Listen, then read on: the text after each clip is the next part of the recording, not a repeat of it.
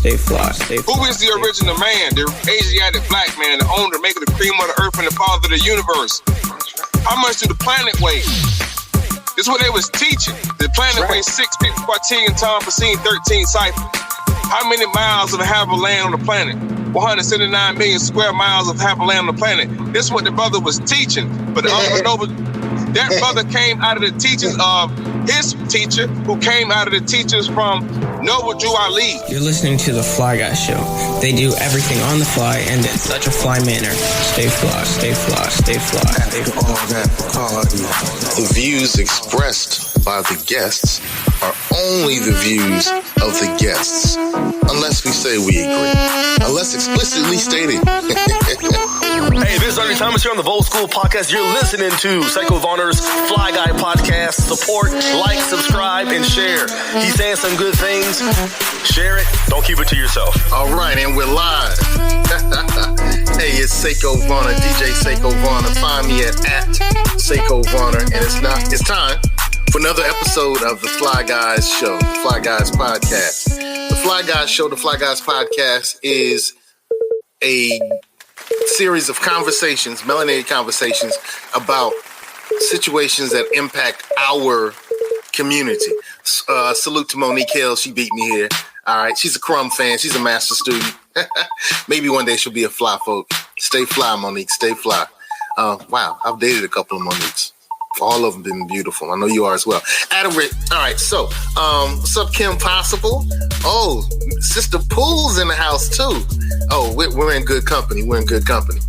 So tonight we're going to have a really interesting conversation. We have a brother, Frederick Jones L., who's going to join us, and he's part of the Moorish Science Temple of America, and he's going to talk about his positions and the MST positions, the Honorable Prophet Noble Drew Ali's positions on things that impact us. And I want to ask a couple of questions. I want to say, hey, look, we have police brutality. What's up, Michael Phoenix? Stay fly. All right, we have a higher level of unplanned parenthood. You know, we have higher incarceration rates.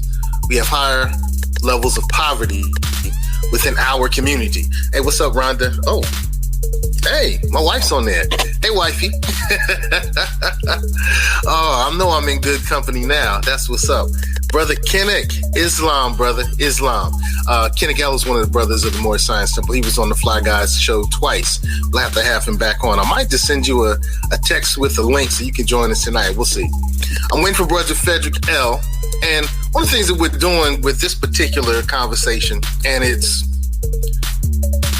basically asking if the teachings, the lessons, the prophecy of Noble Drew Ali, and as elucidated through the Moorish Science Temple, are strategies that will truly, help our situation.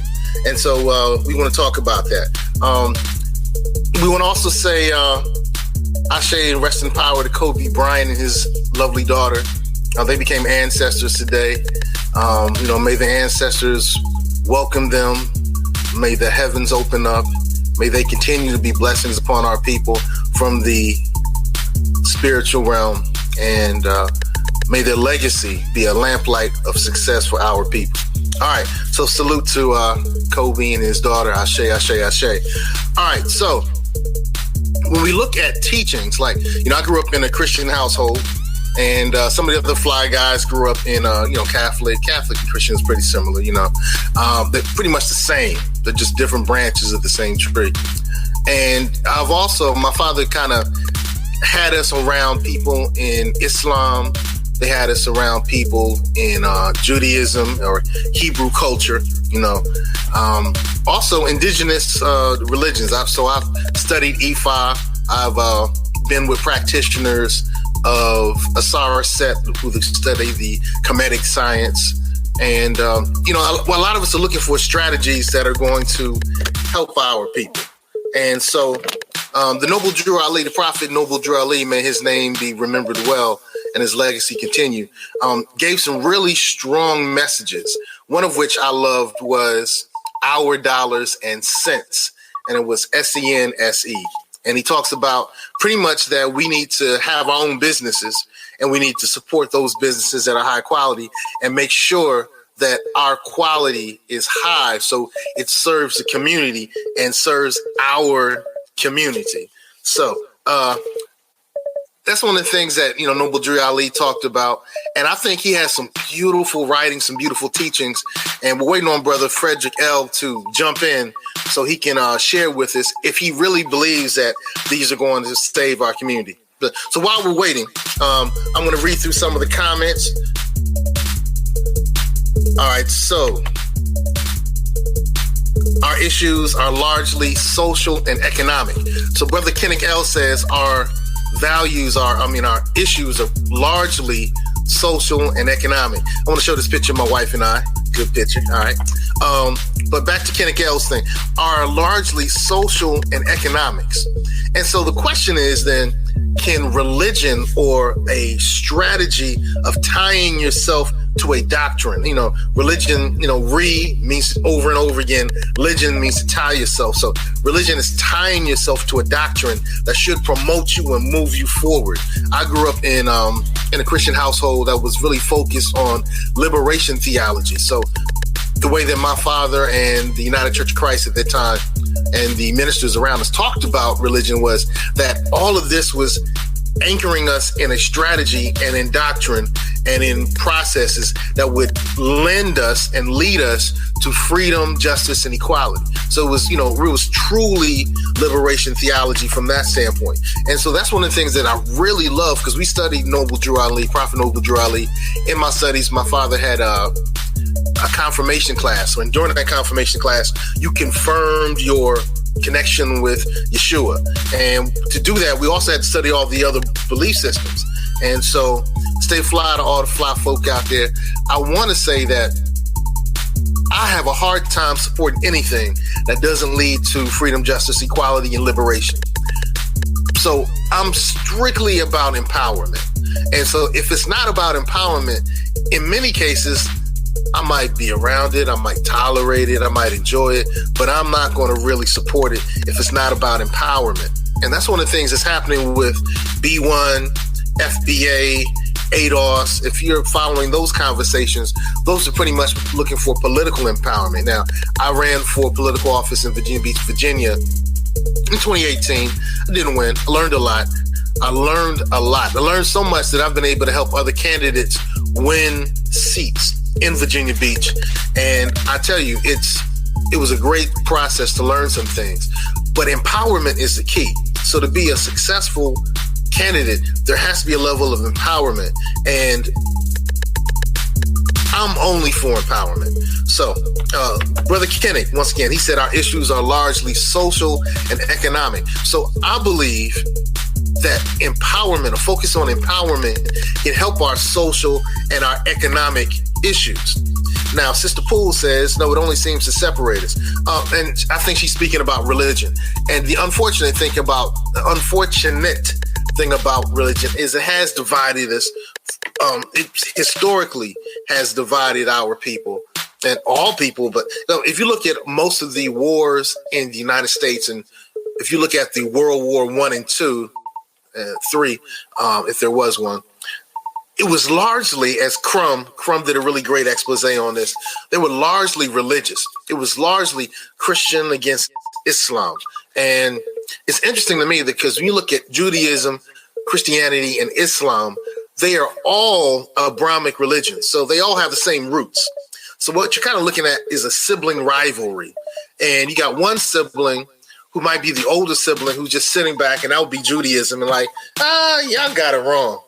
And then you got brother 1 and brother 2 and brother 3, or it might be sister and brother, I'm not putting a gender on it, that are fighting over silly stuff while the first one is like, y'all are acting stupid. And that's kind of what's happening when I look at the wars that have happened. We normally have wars that deal with Christianity and nations that embrace Christianity and nations that embrace Islam. And you can kind of look at what's happening now in Iran and Iraq, and you see that those same things are happening. Now, others see religion differently. So Brother Kinnick says religion is law and the law is government.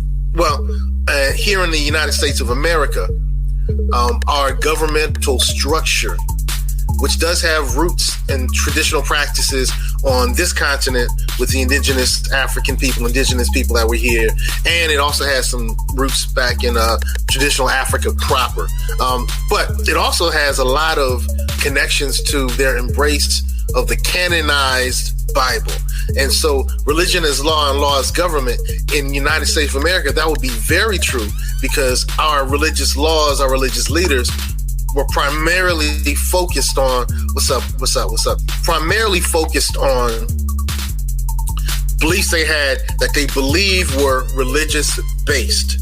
So when we go back to Kinnick, who says that religion is law and law is government, there is a lot of strength to that. So as you can see, good brothers and sisters, good brother Frederick Jones L has joined us, and Mr. Poole said facts. Hey, look, as an MST brother, I know you have a thing you got to start off with. So go ahead, drop your science, bro. Greetings. Good evening out there. Good evening to you, dear brother. Thank you for having me on. All right. Excuse me. I rise, I give praise to the Almighty God Allah, which is the higher self of man. All right. Allah, man of one. All right. Lord of the worlds, master of the day of judgment. I give honors to his prophet, the illustrious prophet Noble Drew Ali. I give honors to the forerunner, Marcus Mosiah Garvey. And I give honors to all other redeemers from our community who came in the spirit of Prophet Noble Drew Ali, who came to raise our people up from out of their degraded state. And I give honors to where honors are due. And I give honors to everybody involved with the meeting. Ashe. Now, we have two titles for today's conversation. You saw the first title. The first title is the one that I placed up there, but Brother Frederick Jones L said he wanted to have a secondary title, which is the whole divine truth about your history that has been kept from you and the effect that it has had on our community. So, there's going to be two secondary conversations, but they're all in one. And so, Brother Jones L, as a practitioner of the Moorish Science Temple and the teachings of the Honorable Noble Prophet Noble Drew Ali, you believe that the writings, the teachings have most, if not all, of the answers to uplifting fallen humanity. Is that correct? Well, I'll say this in regards to that. I'll say during the time that the illustrious Prophet Noble Drew Ali was on the scene, and during the time that he came to our people, for the most part, was not only fresh out of slavery, but they had no concept of what nationality truly was. They had no concept of what it was to be an American citizen as far as how you're labeling yourself.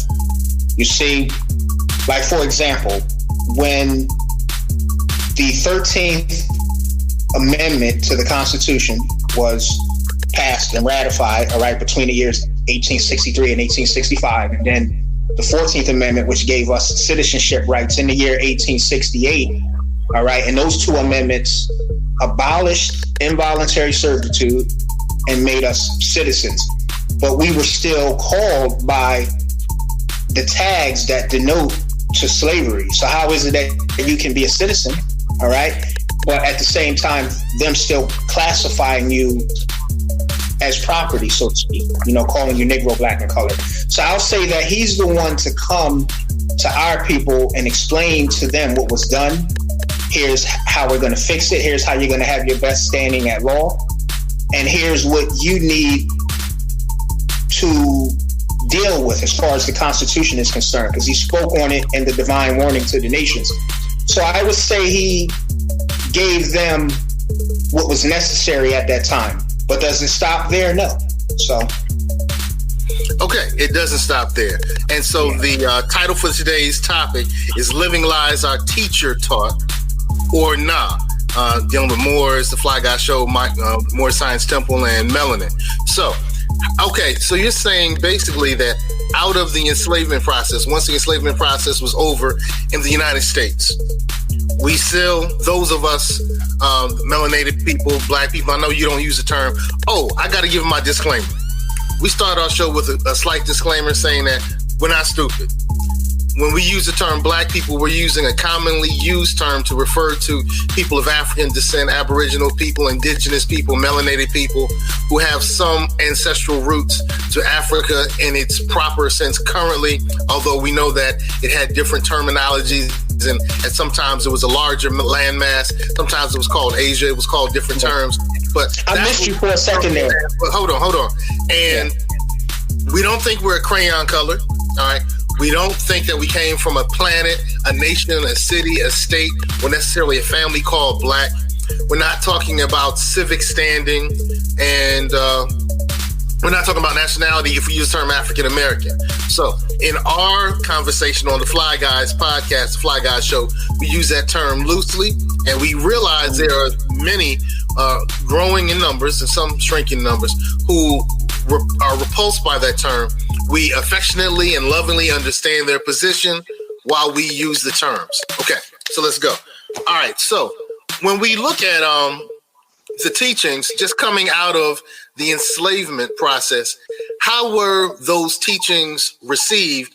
But, before I go there, how did Noble Drew Ali get this information?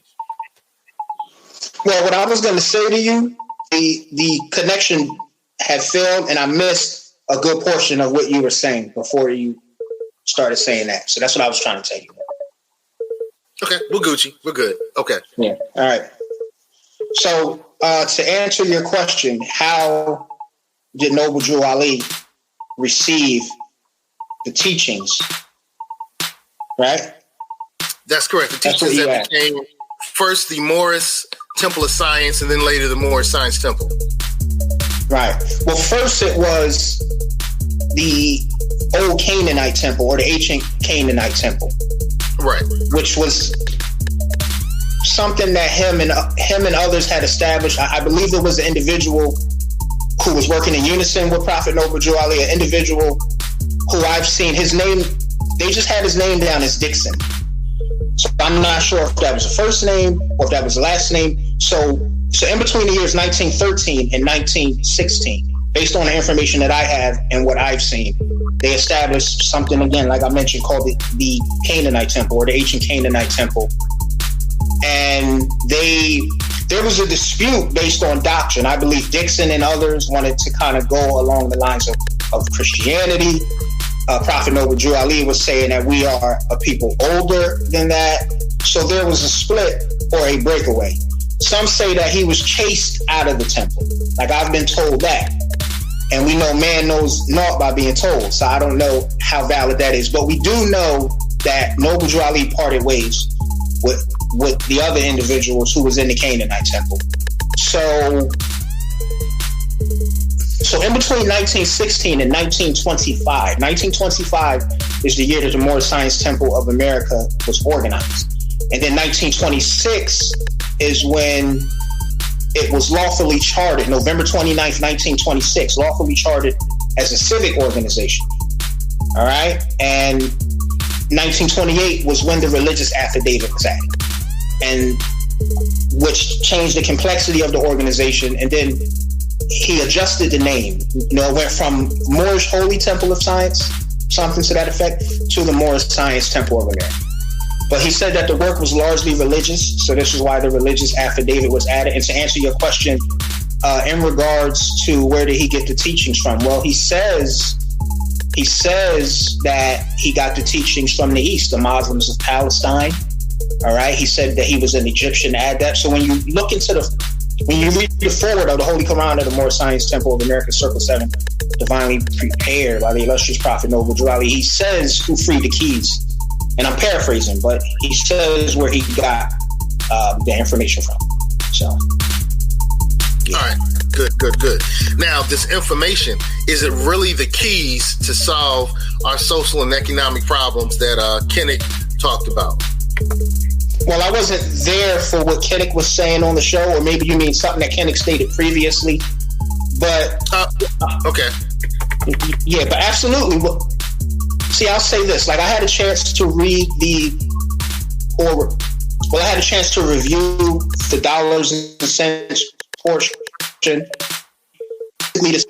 that Prophet Noble Drew Ali talked about when he's talking about the industrious acts of the Muslims. When he's telling us to be industrious, he's telling us to be upstanding members of society. You know, he talks about better positions for our members. And I'm paraphrasing, you know, but essentially what he's saying are the same things that groups today teach as far as economics are concerned, about being upright, about being involved in community affairs, being involved in local politics.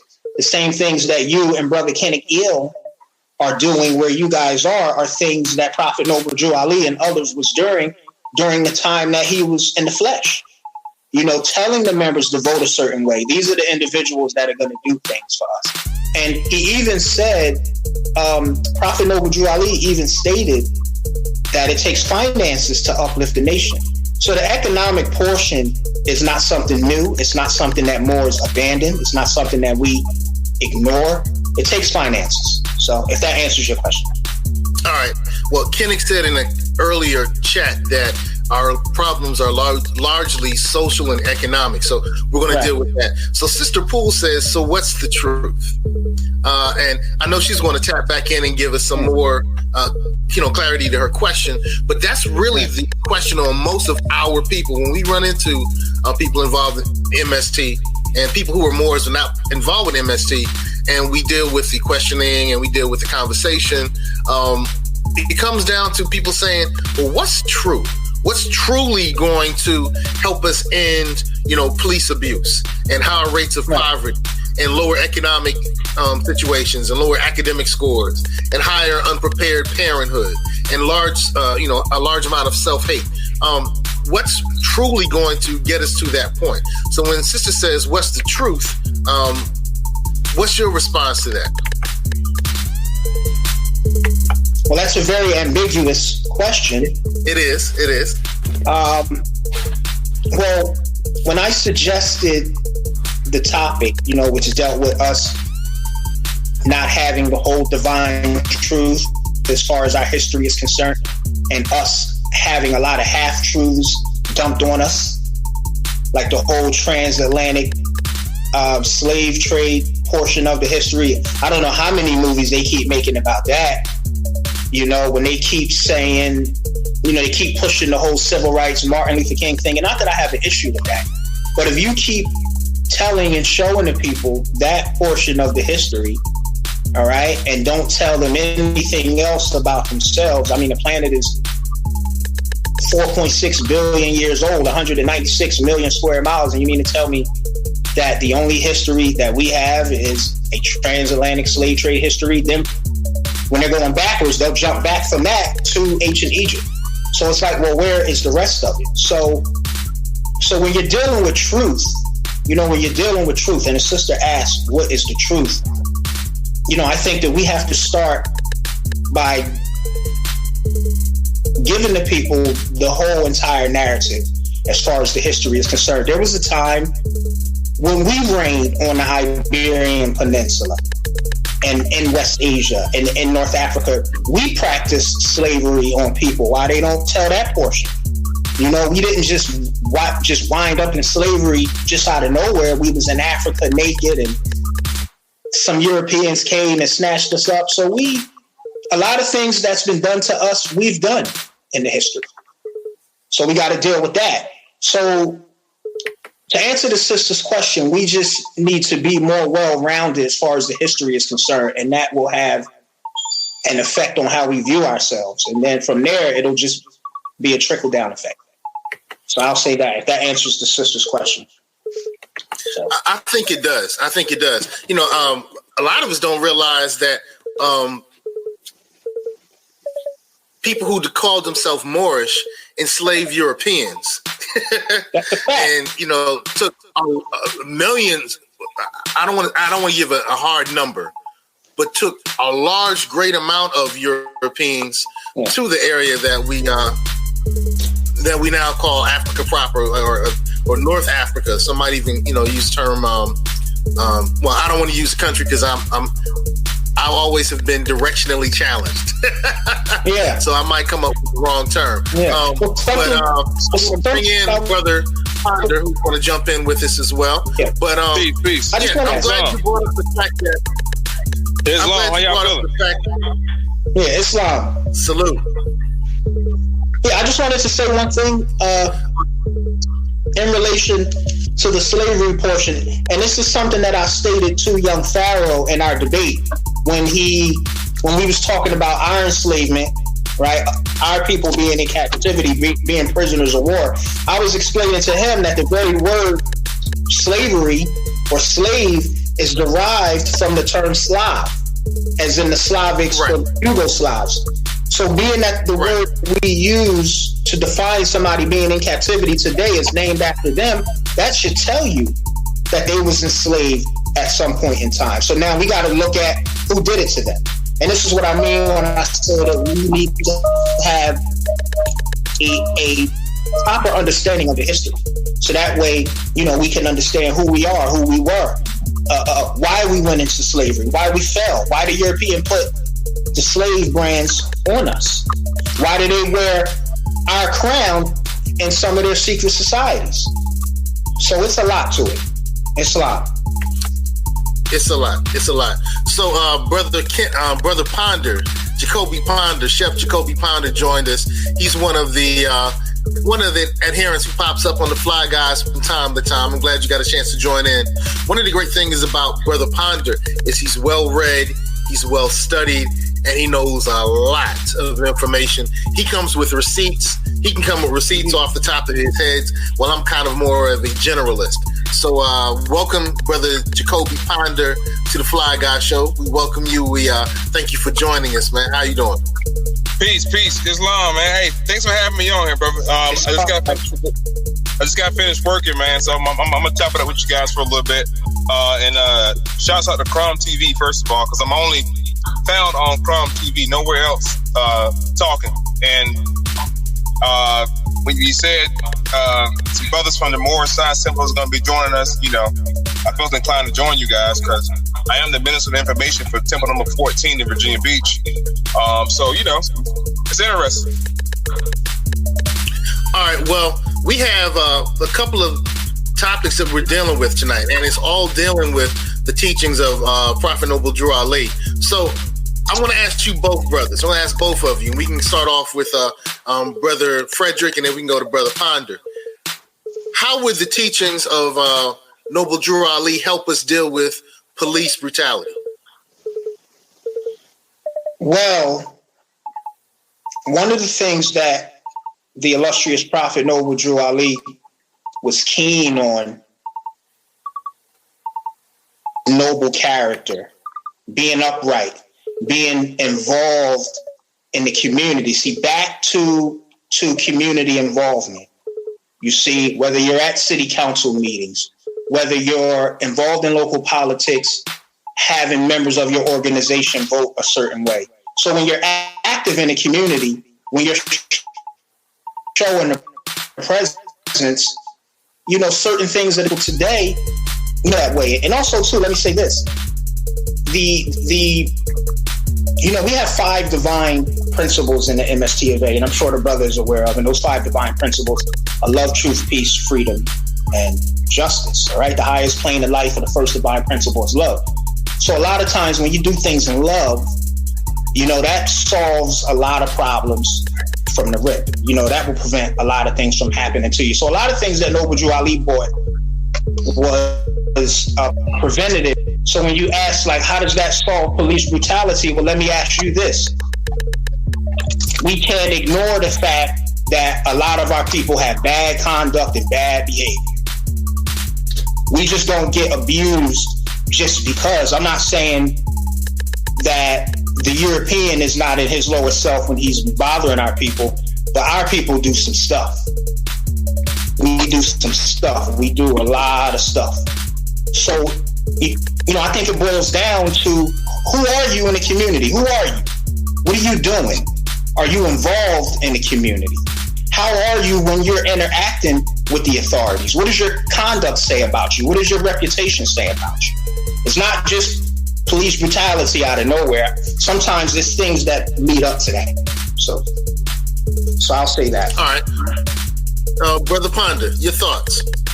Well, first, before I start speaking, I want to rise to praise honor to Allah. I just want to, kind of set the tone, set the vibration for the conversation by giving all honors to all the prophets of Allah. I give honors to Confucius, Buddha. Give honors to Yeshua, Al-Mashiach, Rasulullah Muhammad, wa alayhi salam, and to my prophet, Noble Ali, Islam. So, we have to first start with the fact of who's being brutalized, who's been hurt, harmed, or killed. And it's typically, in our society in North America, they're called Negroes, commonly known as black people, also known as colored folks, also known by Jesse Jackson in 1985 as African Americans. When the Honorable Noble Drew Ali came to the shores of North America with his teachings, the first thing he taught in Newark, New Jersey, he taught us that we're not Negro, blacks, and colors. But those are all titles given to slaves by slaveholders. So if you understand that part right there, the only people that get harmed in America are people of color or claiming to be people of color. Because see, according to science, black means death. And typically black people always get hurt, injured, or harmed by the so-called constables on patrol, you call cops. They're always picking with the Negroes and the black people. Well, according to the science, it means death. Civil martus. Civil martus. That's what black means. And this is what the prophet brought to us. He said that, right? You must stand up and declare your nationality. He wasn't saying this for any political gain. He was telling us, according to the human family, there's no such thing as Negro, blacks, or colored people. They don't exist at all. So he asked a question about police brutality. I have not seen any Moors or anybody who has a nationality get brutalized by the constables. There's a mosque a block from the White House in D.C. during the 9/11. No Muslim nor Muslim were injured. But Negroes have been hurt by 1,000 since the turn of the century. We got to ask ourselves, why is that? Why do only Negroes, black people, who we commonly know as NBCs, get injured? Because, see, they're being disobedient by not honoring their forefathers and foremothers. There you go. That's That's why we teach in MST of A when they ask us, what makes you Moorish American? Because I'm a descendant of Moroccans born in America. Born in America. That's right. And see, one thing you can't change is a man's descent nature. You can call me what you want to call me, but I know I am my forefathers were without doubt or contradiction. So why do Negroes get harmed, injured, over jailed, over policed? Because they are the section of our society with no nationality. I'm going to say one more thing. There's 3 laws we must keep in mind. There's natural law, there's universal law, right? And then you have what's called canon law. Canon law applies to religion or whatever your practice is. And that's why we ask ourselves as Muslims, what is our nationality? Moorish American. What is our religion? Islamism. That's our canon law. We have our own law. And sad is, with most Negroes, black people, or African American, they're not in line with universal law. They're not in line with natural law. They're not in line with any canon law. So they're outlaws. They're outside of the law. And that's how the Europeans rule. That's why court cases are on Tuesday, Wednesday, and Thursdays. That's when Mars rule. It's esoteric science. This is more science, brother. That's all it is, more science. And sometimes Negroes are too ignorant to understand the science. So that's why they're being harmed and over police and over jail. It's science. Yeah. So you're saying, Brother Ponder, that if we were all nationality, and then we would have no police abuse. Say again? If we were to, I'm going along with your talk. So if we were all to establish our nationality as Moorish, there would be no police abuse? What I'm saying is, if we all were to establish our nationality as Moorish Americans, not as Moorish Americans, then what we could do is we could come together as a community, take our place amongst the affairs of men. That's the town hall meetings, the city council meetings. We can make our stance as a group, as a national group, and our voice will be heard. No different than the LGBT. They came together as a collective. No different between the Ashkenazi Jews here in America. We know they're not Jews, but they came together, formed an identity, created their canon law. Our canon law is the Circle 7 Quran. We come together as a people. I don't care what you believe in. You have to come together under one national divine creed that stands for something. Then they'll leave you alone because you say, "Hey, we got a nation behind us. You can't. Excuse my language. You can't fuck with us. We have a nation behind us." But see, Negroes are individuals. So as an individual, you get picked off. So what I'm saying is, to your question, if we all proclaim to be anything under one name, that would make the difference. Yeah. And then let me say this too, because you, the good brother, you had asked again, how does what Noble Drew Ali brought, or how does nationality save you or protect you from police brutality? And to camel walk with my dear brother, I stated early on that it's all of the things that Noble Drew Ali brought so that we can be involved in the community. It's not just saying, we're not just saying once you step up and say, "Hey, I'm Moorish American," or "Hey, I proclaimed my nationality yesterday, you can't touch me." No, it's not just that. It's all of the things that come with that. It's all of the things that he brought. Being involved in the community, knowing which way to vote, knowing which politicians are going to do the things that you're asking them to do in the community. Just being visible. You see, it's strength in numbers. So just being visible, it's all of these things that play a part in being able to protect you from police brutality. And all of the things that I mentioned is nationality. You see? And see, one thing that I really love about what you said is nation. Nationality, nation. So it's strength in numbers. So this is what we're saying when we say that, nationality is a formidable part of, us getting out from under the iron hand oppression of the pale-skinned nations of Europe. But go ahead, brother. All right, great. I like that strength in numbers piece as who's focused on empowerment. I understand that and I'll push that. So, next question. Lower academic scores.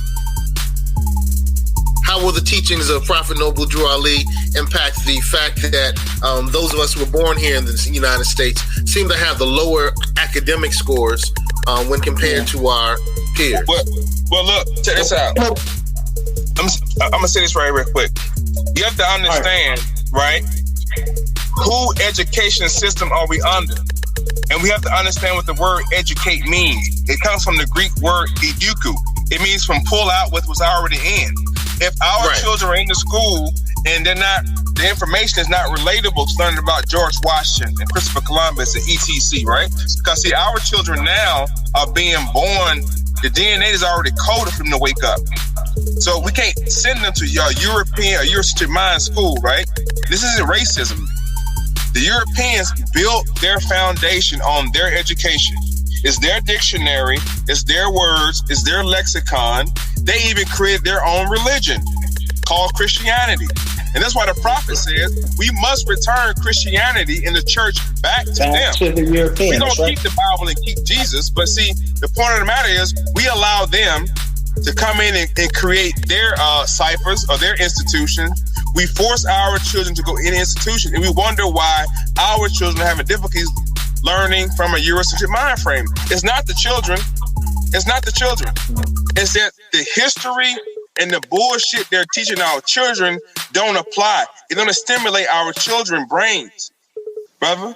We are able to create and build pyramids. We're all L's and Bays. We're creators. The European had to create education to catch up with what we was already doing. They had to create Pythagorean theorem to understand the pyramids. So it's their education system that we're pushing our kids into. We must come from out that situation educate our own kids. And for the Moorish Science Temple, real quick, we have every Sunday school. That's just what I was about to say. Yeah. And the prophet said, out of Sunday school, out of that class, brother, teaching our children who they are. My children are both 8 and 13, and they know that they're Moorish American. 8. So my son get 18, 28, 38. There's no such thing as Negro, black, and color. He know what a nigga is. He know what a troglodyte nigga is. He know who the real colored man is. So we must teach them that, and that's what we do on Sunday school. So see, the prophet already got it set up for us. We just got to get behind the prophet, man. That's it. All right, so let's move on. It looks like you were saluting everything the brother said. Go ahead, brother. Go ahead. Yeah, Islam. To camel walk with the brother was, when the brother talked about Sunday school and things that Prophet Noble Drew Ali stated, he said that out from the Sunday school comes the guiders of the nation. He also said that every temple should have a school. Prophet Noble Drew Ali also said that he has come for the young and yet unborn. So he's already telling you that what he has brought, he's preparing the future generations. So to answer your question, when you talk about low test scores and education, etc., the temple created and founded by the illustrious Prophet Noble Drew Ali created a remedy for that. He talked about 2 hours in an up-to-date library should serve to relieve the strain on our men of letters. He's talking about those who were contributing to the Moorish Guide. So basically what he's saying is whatever you're doing will trickle down to the babies. And, relative to all of the other things that the brother spoke and that what I spoke on. So, yeah. All right, next question. Higher unprepared parenthood rates. So, is there anything that Noble Drew Ali taught that would, if adhered to, would prevent early parenthood, teenage pregnancies? Absolutely. The prophet taught us to lift up fallen humanity. That's the woman. He also gave us instructions in the Circle 7 to tell the men to honor your women. He tells us how to live. We tell the women to honor your husband, and children obey your mother and father. See, this stuff is already set up for us. It's just the average Negro don't want to live by no rules. They don't want to get behind nothing that means nothing. You see what I'm saying? But the prophet already brought us that information, brother. In the Circle 7, he already gave it to us. He told us what to do. So that alone will begin to eliminate what you're talking about, because the fathers will be in the homes. The children will understand a family structure. And not only did the prophet teach that, but one of the students of the prophet, may peace be upon him, Master Farad Muhammad, taught the same thing to the NOI, which Elijah Muhammad taught, and then on to Malcolm. They all taught the same lessons because they all came from Noble Drew Ali. He told them what to do, how to get the black family structure together.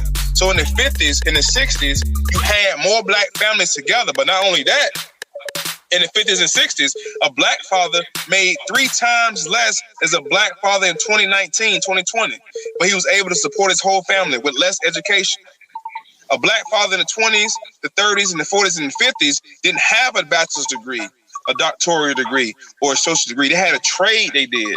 And with that trade, they were able to earn income to support their family. So you may see old school pictures of families in the 50s and 60s where there are 4 or 5 children, 8, 9, 10, 16 children, but they all made it off of father's paycheck, right? Now in 2019, 2020, right? The so-called Negro has been kept at the bottom rung of society through many variables. Planned Parenthood being one of them, which is known as American Birth Control League. So we talk about the high pregnancy rate, talk about the disproportionate rate of black fathers in homes. You have to go back to the historicity of how it all happened. Because through the 1920s to the 60s, black fathers were in the homes. It wasn't until the 80s that black fathers stopped being at home because of over-incarceration and crack cocaine. Drugs. Say that again. The brothers, us, the black fathers, we were in the house in the 60s, in the 80s. We were there. So a lot of shit is propaganda. A lot of it is hogwash. But as the prophet taught us in MSTFA, out of the worst, the wise find the means of good, brother. You have to study and understand what's going on. So to answer your question about Prophet Noble Drew Ali brought marriage laws. He told the brothers to take unto thyself a wife. He told you to be a faithful member of society. So that's telling you, again, all of the things that I mentioned early on. Be involved in the community. Be involved in local politics, because that's the most important part of politics is locally. All that national and the executive branch, like all of that matters. Being aware of what's going on that level of politics is fine, but be involved locally. Be involved in what's going on in the community. He told, like in the marriage laws, he told the wives to obey their husband. He even had laws for the children. So he brought remedies and answers to the very questions that you're asking and that the viewers are asking. They just have to see the best way to meet Prophet Noble Drew Ali is to meet his literature, because he's no longer in the flesh. So meet his literature, read some of the things that he say, and you'll see that the remedy that he brought for our people then are the same remedies that will work right now. We know you love jazz music, so let's try some jazz music with a little R&B flavor.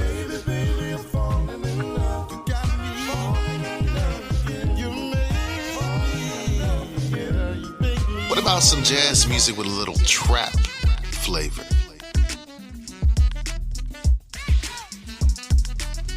Jazz and Caribbean. Hey, we mix it up. So, online, look for Grandpa Crunk and enjoy the great jazz music. Grandpa Crunk. Jazz music. Today, because we're suffering some of the same problems. So, all right, Sister Poole brought up the question of drugs. So I'm assuming, based on her simple statement, drugs, that she's hoping that you can show how the Prophet addressed, or his teachings would address the problems that we are having with drugs. Go ahead, bro. Go ahead. Well, I'm going to go to the oral statements. Now, we know that the oral statements are hearsay. We know it's, one person said that, this person said that the Prophet said. But one of the things that Prophet Noble Drew Ali told the Moors, allegedly, was he told the sisters to stay out of the alleyway with their turbans on. He told the Moors to stay out of the bars, or don't smoke in bars with your fez on, or something to that effect. I don't remember the exact quote, but in saying these things, he's telling them, don't be out in the community on your lower self. He may not have explicitly addressed the whole drug situation, which we know wasn't no crack cocaine epidemic during the time that he was in the flesh. But when you see the things that he addressed, our people being on their lower self when he was in the flesh, that applies to now. You can take those things that he said then and you can apply it to right now. So I'll just, yield with that. And you know what? I'm picking up with it real quick. So what we understand is drugs. We have to understand the only thing that's recorded for the black community that we know of, right, at our age, I assume we're around the same age, a little bit older, is the crack cocaine era. You hardly know anything about the Prohibition era, which were way worse than the crack era. See, during the Prohibition era, I'm going to bring some history right quick, right? The Prohibition era, up in Chicago, you had a crew called the Purple Gang, who were a crew of Jewish gangsters who would get booze in from Canada, right, over into Chicago. Now, Prohibition was about at the same level as the so-called crack epidemic. But what you see is a bunch of so-called Negroes being arrested, shot, raided over cocaine. That's called propaganda. That's why you must study and find out what really happened before it happened. So when she say drugs was going on in the 70s, in the 60s. Back then it was called regular powder cocaine. If you had a little bit of money, you could snort cocaine. See, the average Negro wasn't doing cocaine, right? In the 60s and 70s. You couldn't afford it. The 60s and 70s, the high thing was pot or marijuana, and then drinking, because Prohibition laws just lifted 20 years prior. So niggas are drinking by the gallon. So alcoholism was a bigger epidemic than the crack epidemic to black people. We have to understand that. I plug my phone up. So now going into the 80s, right? You have the crack epidemic, but you also have a political machine behind it. The Reagan administration was behind it, right? And then the follow-up with Reagan, and then Bush, and then on into Clinton. It was 4 or 5 administrations tied up against the so-called American Negro to pump cocaine into the black neighborhoods called the projects, which was literally a project. You had people like the real Rick Ross, who told this story and told you how the CIA gave him cocaine to put into the communities. So this stuff is all sequentially set into place because around the 60s, right? Everybody in the 60s was part of the Black Panther movement. At that point in time, unfortunately, the Moorish Science Temple as we knew it now in the 20s had died out, dissipated during the 40s and 50s, and then rekindled in the late 70s, right? Through various other societies, I would call them, right? Not gangs, cliques and crews. Continue out the MST of A from their grandfathers, right? So anyway, going back to the crack cocaine era, a lot of gangs, a lot of propaganda against American Negro was started against us, not for us, but against us. So drugs themselves have always been the vice of the so-called Negro, even going back to Tuskegee Project, when they was giving black men syphilis and herpes. But not only that, they was giving them drugs to see which drug worked better for the cause. So we have always been the test dummies or the test monkeys of society for propaganda. You see that? Interesting. And that's why the prophet, it's just so much science, man. And I'm gonna take my seat, but it's just so much science that we have to overstand. We've been understanding for too long. We have to overstand who we are as a people. If you don't want to be a Moorish American, then fine. The prophet already said he ain't gonna save but a handful, and he got fingers left over. So it ain't for everybody. But for those of us who understand that there's more, no pun intended, there's more to what's going on than what our eyes see. And you have a nationality. You belong, the word nationality comes from the word NATO, which means kin. And not only must you study words, right, which is called etymology, the history of it, but study onomastics. And I'm done. Study onomastics. Yeah. Ashe. All right, let's go to the next question that's dealing with self-hate. Now, first of all, a lot of us will say things like, we're the only people that hate our people, which is nonsense. It's not true. But we do have high rates of that. So how would the teachings, I'm going to let you start off, Brother Fred Jones, let you start it off.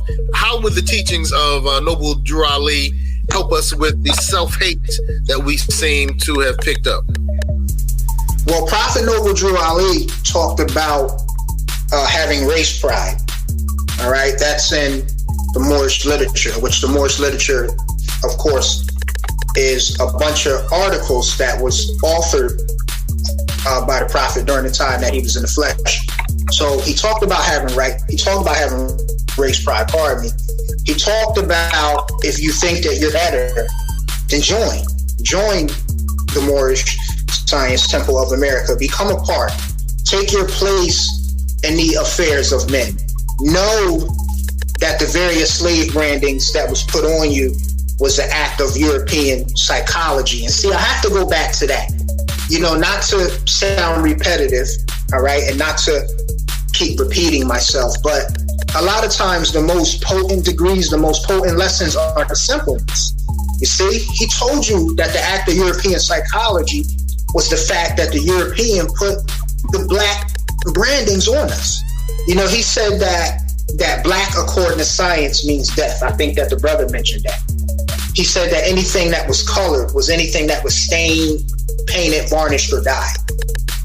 He said that Negro deludes to black in the Latin language. So if you study European history during the Middle Ages, like if you study Old Norse history, their funeral ship used to fly the black flag.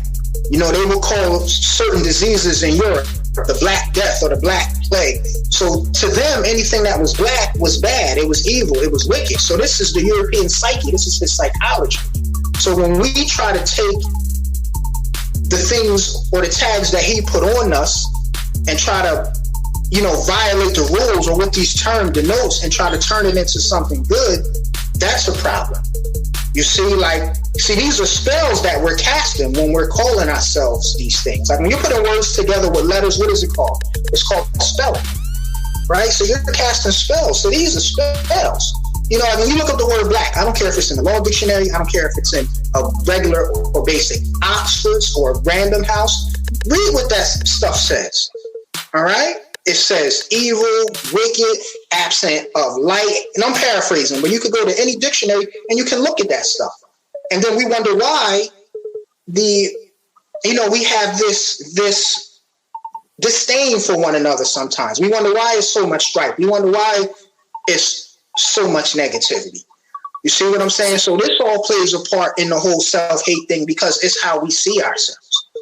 Now we know that you're saying that the terminology that we use. Yeah, go ahead, brother. Self-hate?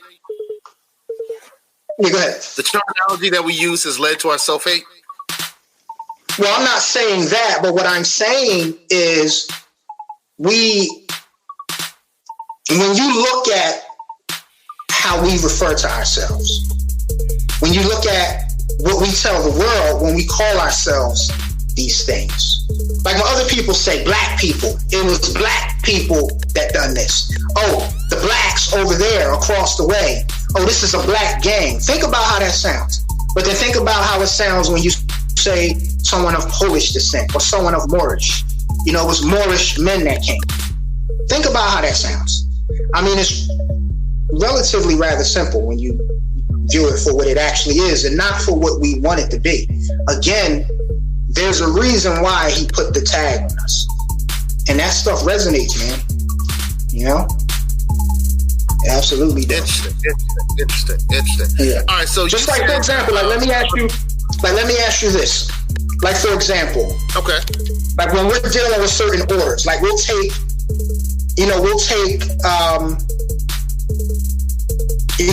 some of the various appendant bodies, or what I like to call the honorary degrees, that's associated with Blue House Freemasonry.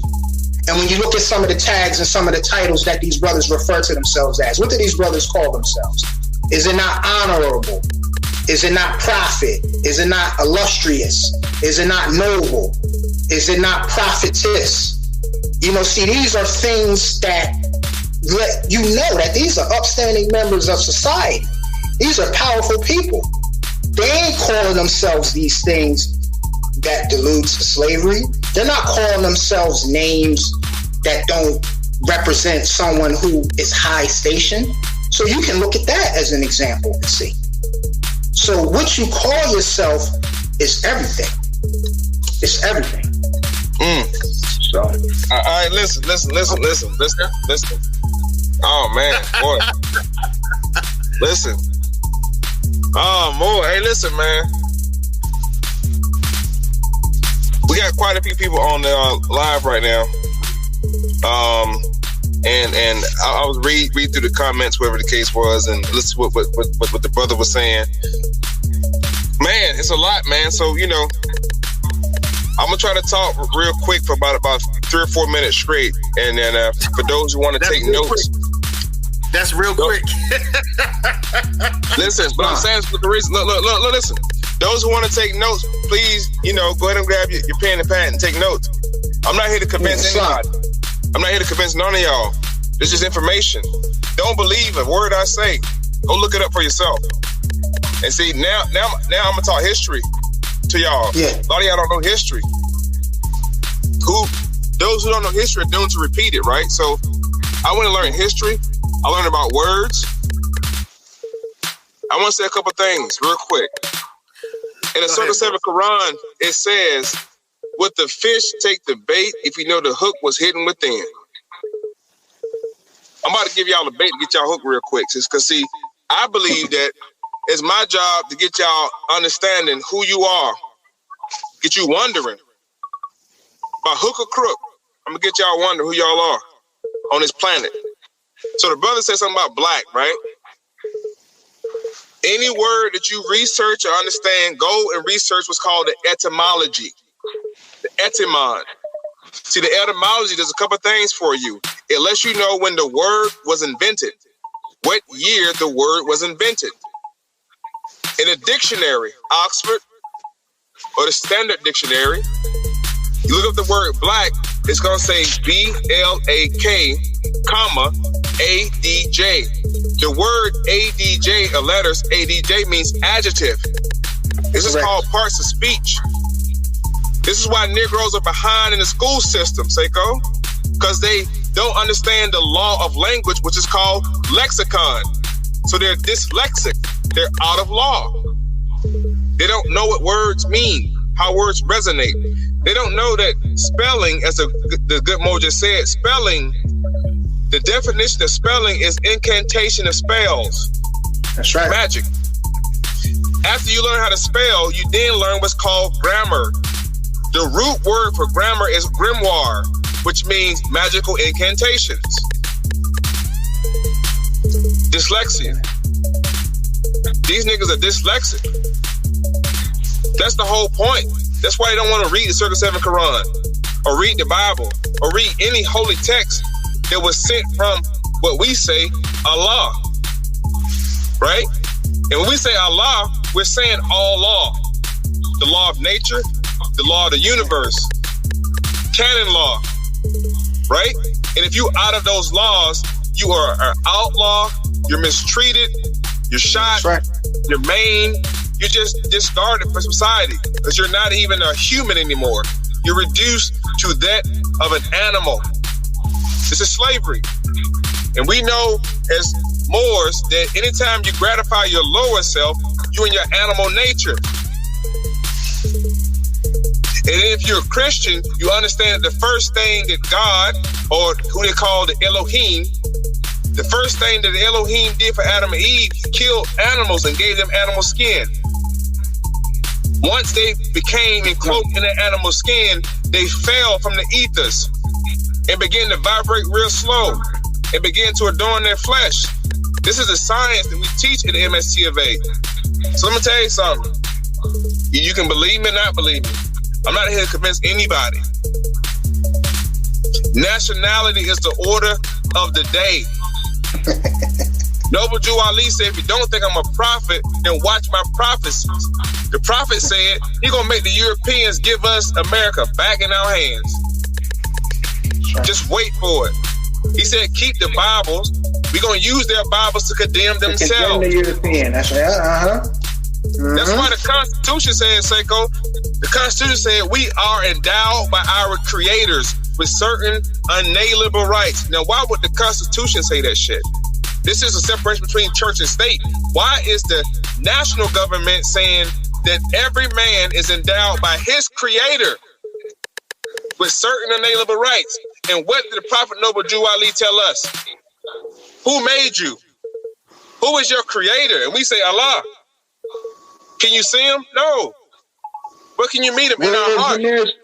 That's right. Where's the nearest place we can meet him? So if That's people right, pay man. attention, the Constitution is telling you whatever your God says, that's what stands. And that's why we teach that Allah and man are one.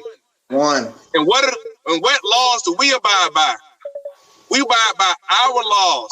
We have our own divine laws, the Constitution and bylaws, brother. You see that? And we obey the laws of the land until they infringe upon what we believe in. Because again, the Constitution said your creator gave you a whole other set of laws that your creator sets the standard for you.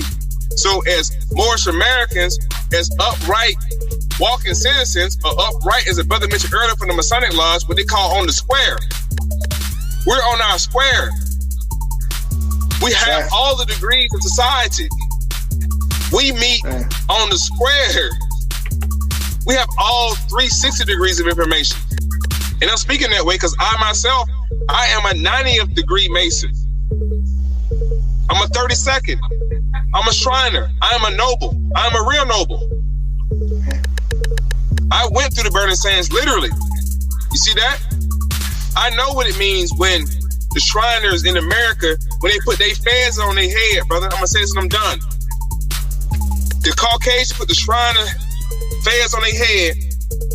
They bedazzle that shit with words like Aleppo, Mecca, Medina, Islam. And we don't question that shit. And we don't question why the Europeans got on the fezes, or what they call this is for the Moors, because the Moors got to read too. On your head, you have what's now called a fez. It's called a tarbouche or tarba. And that tarbouche of that fez used to have a bill on the front. But the Muslims ripped the bib off so they can make salat. Yeah. Some of the Muslims wrap turbans around their tarbouche or fez. This is what the Moors got to start reading.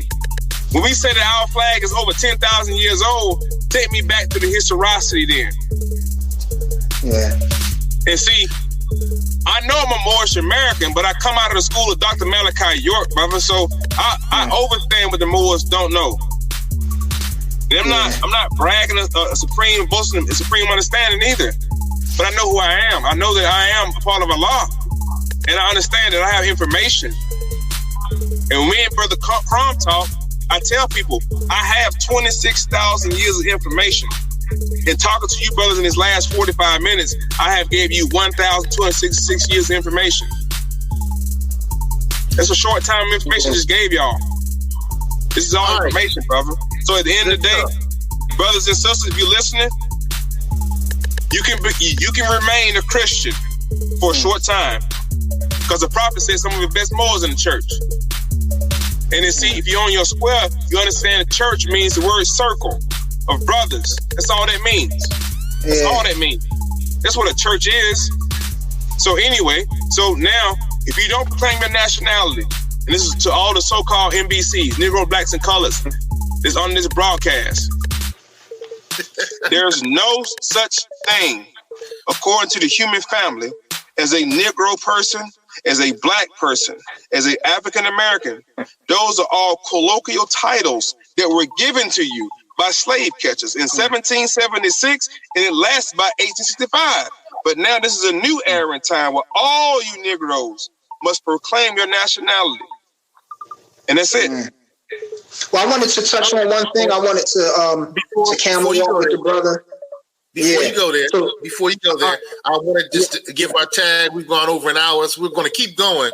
This is the Fly Guys podcast. Today we're dealing with living our lives our teachers taught, or not, and we're dealing with Moors, the Moorish Science Temple, Melanin. We have, I'm going to pull the names up again so we can all check in. Of course, I'm DJ Seko Varner. We also have the brother Frederick Jones L on the phone, and we also have the Minister of Information, Chef Jacoby Ponder. I'm sorry about that, bro. Chef Jacoby Ponder. Sometimes I have to close my eyes to remember what things are saying. So we've been talking about what the Prophet Noble Drew Ali taught and how it can impact our lives here in the United States. So, Brother Frederick, go ahead. Yeah, indeed. Praise the Lord. So, to camel walk with what our dear brother stated when he spoke on the importance of religion. And, earlier I touched on the fact that upon Noble Drew Ali changing the complexity of the Moorish Science Temple of America by adding the religious affidavit in the year 1928, all right, changing it from a civic organization to a religious organization, because he said that the work was largely religious. And then, so the brother had mentioned the Constitution, and I believe I mentioned the 13th and 14th amendments, earlier.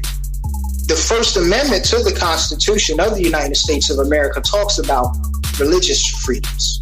It talks about a lot of things too. It talks about freedom of press, freedom of speech, freedom to peaceably assemble, freedom to petition your government for a redress of grievances, if I'm not mistaken. And then the freedom of religion clause, it says something to the effect of Congress shall make no law establishing an institution of religion or abridging the free exercise thereof. So that's very important, because you could do a lot of things in the community under the guise of religion. All right. But I mean legitimate things. I don't mean take this information to become a better criminal. Because I think that's what some people think when they think of us sometimes, because I've even gotten that. But again, what Noble Drew Ali brought, there was a method to the things that he had done. You know, there was a method to what he brought, and a lot of what he brought can solve a lot of the problems that we now have today, and those are largely some of the same problems that our people had during the time that he lived. Like the brother mentioned, the Prohibition era of time, and he spoke of how that era of time, as far as substance abuse, was worse than crack. All right, but the same remedies that Noble Drew Ali brought then for that, we can take those same remedies now and apply them and be successful. And then one last thing that I wanted to say relative to the brother mentioning something about the Shriners.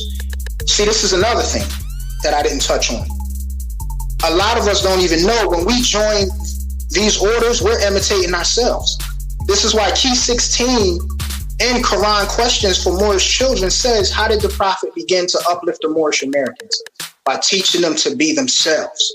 So if you study how ancient Arabic order Nobles of the Mystic Shrine was even founded, that was founded in the year 1870 by a so-called white European master mason from New York named Walter Fleming, who traveled to North Africa, the Holy Land, and France. And the reason that France is key, the reason he went there, is because we know France around that time was fleeing France due to the Franco-Prussian War, and one of the places they went was North Africa, Algiers, Tunisia, etc. So Walter Fleming, traveling there, he seen the culture, came back to New York, and created this honorary degree or pendant body, and called the ancient Arabic order Nobles of the Mystic Shrine. So that degree is based on you. So this is why Noble Drew Ali is saying, just be yourself. Show up. Don't mark your fez, so that it's no confusion with who they are versus who we are. You see? But see, in order to know that, you got to know yourself. So this is all Noble Drew Ali was trying to do. He was trying to raise you up from a dead level to a living perpendicular. Hiram, who's the dead man who was laid in a shallow grave in the north after he was knocked in his goddamn head, that's the Negroes of America. Don't know their origins in the world, easily led in the wrong direction, hard to be led in the right, poison animal eaters, believe in the teachings of the 10%, all right, which is something that W.E.B. Du Bois called the Black Boule, the talented 10. I don't want to get into all of that, all right? But Noble Drew Ali was trying to rescue you from them, from the very people that prey on our people. He told you to wake up, and that's the deal. This is why they don't talk about him. This is why they don't talk about Noble Drew Ali, because it ain't no finance in freeing you. Not to go off on a tangent, but the Prophet is right, and I'm gonna yield the floor on that note. Well, we're coming to an end, so I wanted both of you to kind of share where people can tap into your information and into your movements, and then just a last word, if you will, as well. So just say where people can find you to give a last word, Brother Jacoby. Yeah. I mean, well, like I say, man, I really appreciate having you on the platform. Whatever the case is, I wish we can start doing like a series or something like that. We can go for a full 2 hours and really teach, But this, I think, leaves everybody appetite wet, leaves them hungry, and hopefully they'll go research. What I want to say this right here. I'm going to touch and agree on whatever the brother Mo got to say, because see, one thing is Moors, right? What we got to realize is we can't do anything that cause the public disagree with us. So anything that Mo gonna say after I say, I touch and agree on what he's saying, because I also believe in one prophet, one temple. Islam. If the prophet ain't right, the temple ain't right. Islam. And the prophet said, if you've lost faith in the prophet, then return your turban and your fez, your pen, and return back to the state that I found you. Islam. That's right. So with that being said, Mo, the only thing it is left, family, is to look into the fact of proclaiming your nationality. That's one thing that was guaranteed by the United Nations. The United Nations rule and governs the planet. And if you are amongst the United Nations, there's certain rights that you are afforded Teach. But you are the natural inhabitants. I don't want to hear no more about this goddamn Aboriginal stuff. You are the natural inhabitants of Earth. Period. Not just Africa. The whole entire Earth. Stop just claiming Africa. Claim the whole Earth, people. And that's why the Honorable Elijah Muhammad taught. Who is the original man? The Asiatic black man, the owner, maker, the cream of the earth, and the father of the universe. How much do the planet weigh? This is what they was teaching. The planet weighs 6 quintillion tons per scene, 13 ciphers. How many miles of habitable land on the planet? 179 million square miles of habitable land on the planet. This is what the brother was teaching. But that brother came out of the teachings of his teacher, who came out of the teachers from Noble Drew Ali. And that's why we give honor to all of them, all the prophets. And the sister said earlier, this is a religion. We don't get caught up in religion. The word religion means religion, realigning. So yes, we do have a religion. We're realigning ourselves because we understand the science. We understand the science, basically. Right. So with me signing off, brothers and sisters, please get to your nearest Moorish Science Temple. At least Google, look up. I mean the good and the bad, all of it. And you make a decision for yourselves. But I'm telling y'all, without a nationality, you will continue to suffer. You will continue to suffer. And that's what hell is. It's suffrage. And right now you in hell. You in your lower self. Yeah, that's right. You in your lower self. You gratifying your lower self by fornicating, drugs, alcohol. This is what the lower self brings. Lewdness, thievery. The lower self breeds all that shit. So get back into your higher self, people. Reclaim your nationality. I'm the Minister of Information. Temple number 14, Virginia Beach. How can they reach you online, Jacoby? Islam. All right, so he cut off. But you can find, if you were to go on Instagram or Twitter and on the IG handle, Chef Jacoby Ponder. JACOBY PONDER. That's how you can get in contact with Jacoby Ponder. He's a chef. He makes some great food. He also does cooking classes. So, all right, Brother Frederick L., tell people how they can catch you and give some last words. All right, so they can catch me on my Facebook page. My Facebook is what I call myself, Frederick Jones Ill, that you see at the bottom of the screen. That's my Facebook name. And on Instagram, my Instagram handle is Moorish, MOORISH _ I believe that's what that is. And then Adept, ADEPT. So that's how you can reach me on Instagram. And yeah, some final words, just to camel walk with what the brother said when he talked about the original man being, when he talked about the so-called black man being the original man of the planet. It says in the Supreme Wisdom, Lessons and Actual Facts, which is where he was drawing from, which that's something that was authored in the year 1934 by Master Fard Muhammad and the Most Honorable Elijah Muhammad. And what it says about the original man, the Asiatic so-called black man, it says that he is the original man of the planet, the maker, the owner, cream of the planet Earth, father of civilization, and God of the universe. And then also, when the brother talked about overstand and understand, let me give a brief breakdown on that. When you understand, that means to go and stand under and check the foundation to make sure that what you're about to build on is sturdy, so that you don't build on something without checking it and then it all comes crashing down. You know, just what you did. Right. And then to overstand is to go and check the top of it to make sure that your bottom and your top is sound. You see? So, shout out to the brother. Honors to the brother for even being on here. I didn't know that another Moor was coming on, but praise the Lord for that. Praise the Lord for you too, brother. So, yeah.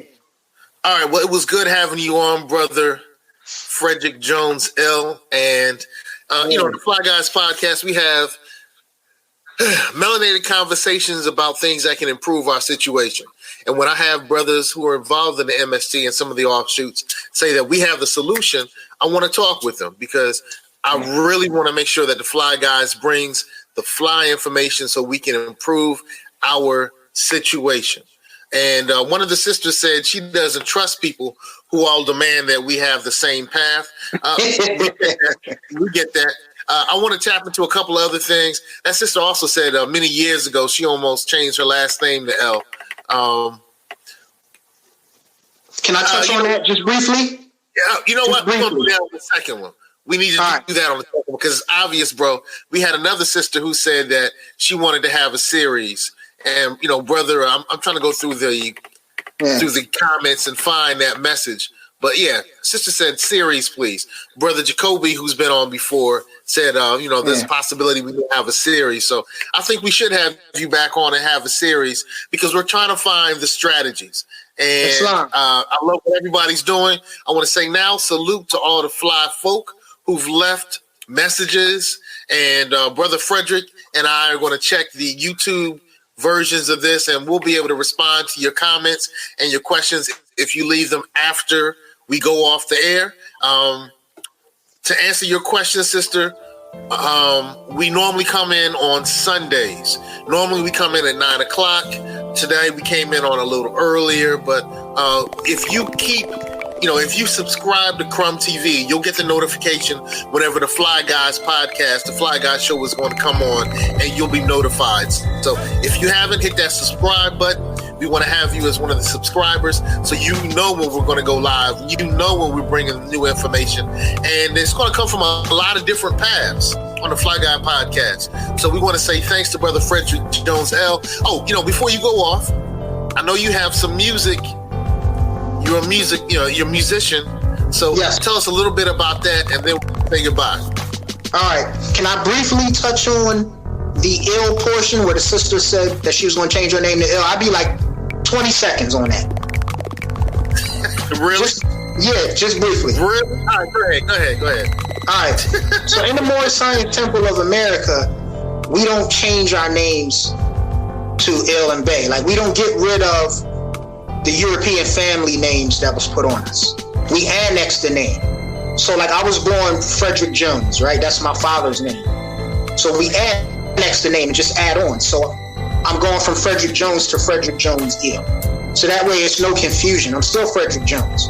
So you're not changing the name. So I'll say that on that. And we'll go more into that at a later time. And as far as the music portion, I do have projects up on iTunes, and I would appreciate the support. And thank you to Brother Varner, to Mr. Varner for bringing that up.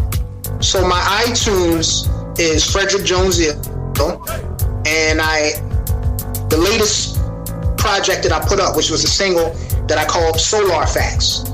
All right, and that's on there, and I released that a few months back, and that's the precursor to my sophomore album that I have coming that I'm calling Jewel of the West Nile, which I don't have to explain why I'm calling it that.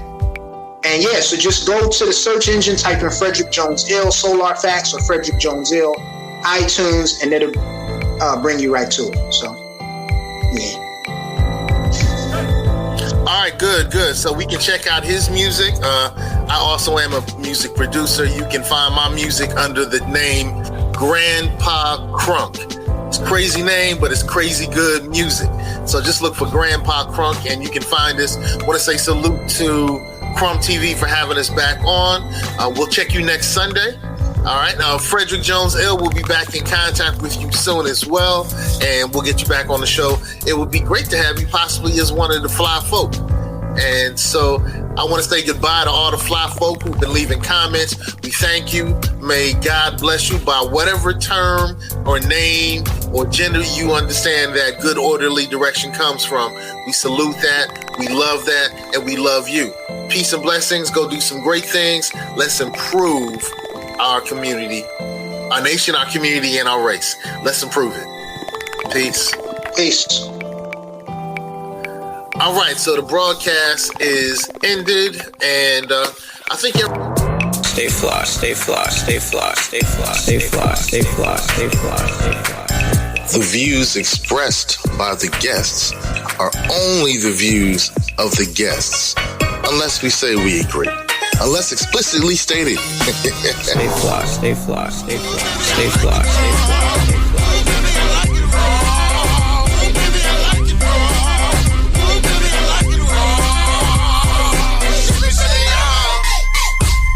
Stay conscious.